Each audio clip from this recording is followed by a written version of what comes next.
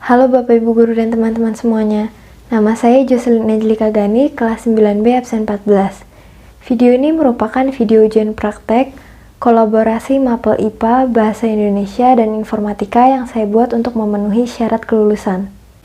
Dalam video ini, saya akan menjelaskan tentang mekanisme pernapasan manusia menggunakan model paru-paru yang sudah saya buat ini, kemudian organ-organ yang berperan, mekanisme pernapasan inspirasi-ekspirasi pada manusia, dan juga hubungan hukum Boyle dengan sistem pernapasan manusia.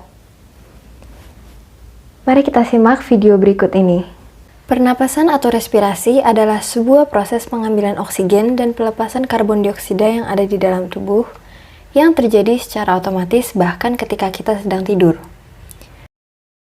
Organ-organ yang berperan dalam proses pernapasan terdiri dari hidung, trakea, bronkus, bronkiolus, paru-paru, dan alveolus. Proses pernapasan diawali dari udara yang masuk lewat hidung, kemudian diteruskan lewat trakea, lalu masuk ke percabangan trakea yaitu bronkus. Dari bronkus, udara masuk ke bronkiolus yang merupakan cabang-cabang dari bronkus. Kemudian masuk ke gelembung-gelembung udara yaitu alveolus yang berada di dalam paru-paru. Pertukaran antara oksigen dan karbon dioksida terjadi di dalam kapiler darah. Dalam proses pernapasan manusia terdapat dua tahap, yaitu inspirasi dan ekspirasi. Proses inspirasi dan ekspirasi diatur oleh otot-otot diafragma dan otot antar tulang rusuk. Otot-otot tersebut kemudian mengatur volume ruang dada, memperbesar maupun memperkecil sesuai dengan kehendak kita.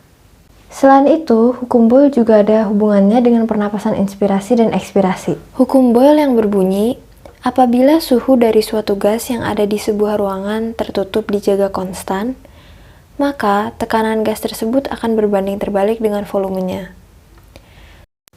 Saat inspirasi, kondisi otot tulang rusuk dan diafragma berkontraksi. Kemudian diafragma yang awalnya seperti ini akan bergerak ke bawah. Seperti ini.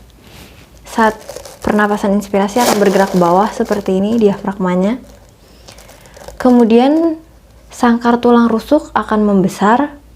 Kemudian volume rongga dada dan paru-paru akan membesar, mengakibatkan tekanan udara dalam paru-paru dan sekitarnya mengecil. Akibatnya udara dapat mengalir dan kita bisa bernapas. Begitu pula dengan ekspirasi. Kondisi otot tulang rusuk dan diafragma berelaksasi. Bila saat inspirasi kondisi diafragma seperti ini, maka saat ekspirasi diafragma akan naik dan tulang rusuk akan mengecil. Diafragmanya akan terlihat ini saat inspirasi. Kemudian saat ekspirasi ia akan bergerak naik seperti ini. Kemudian volume rongga dada dan paru-paru mengecil. Kemudian tekanan udara dalam paru-paru naik dan keluar dari paru-paru. Pernapasan inspirasi dan ekspirasi sesuai dengan hukum Boyle yang berbunyi, tekanan gas akan berbanding terbalik dengan volumenya. Yaitu ketika pernapasan inspirasi, volume paru-paru membesar dan tekanan udara dalam paru-paru akan mengecil. Begitu pula dengan pernapasan ekspirasi, volume paru-paru akan mengecil dan tekanan udara dalam paru-paru akan naik.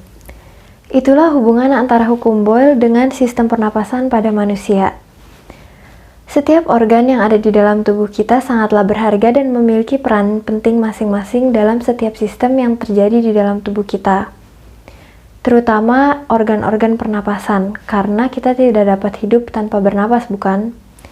Bayangkan apa yang terjadi apabila kita tidak memiliki salah satu organ tersebut. Kita pasti sangat menderita, bukan? Oleh karena itu, jaga dan rawatlah tubuhmu dengan baik.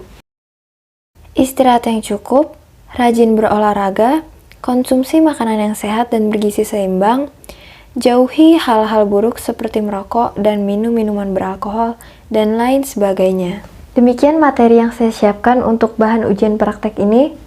Mohon maaf apabila ada kesalahan informasi maupun kata-kata yang kurang berkenan di hati Bapak Ibu dan teman-teman semuanya. Terima kasih.